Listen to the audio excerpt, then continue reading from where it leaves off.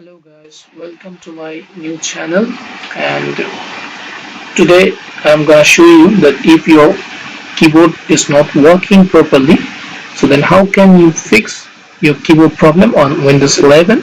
So at first you have to go your Windows panel here at the bottom, so click here, and then you have to search device manager on the search box.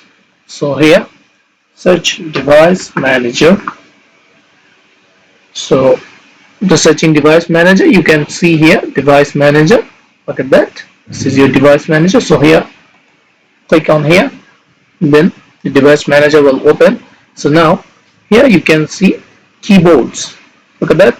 So expand your keyboard here from here. Okay, now you can see two keyboards is here.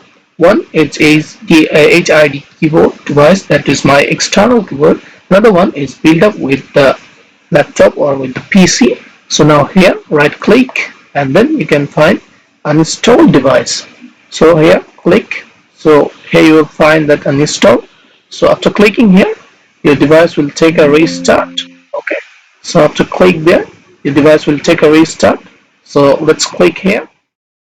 After restarting your device, you have to go here again on the search bar, and you have to search device manager once more. Here you will find that. Okay, open your device manager. Again in the keyboard, expand your keyboard, and here you can see your keyboard name is been changed. So now you can show that your keyboard is working 100%ly.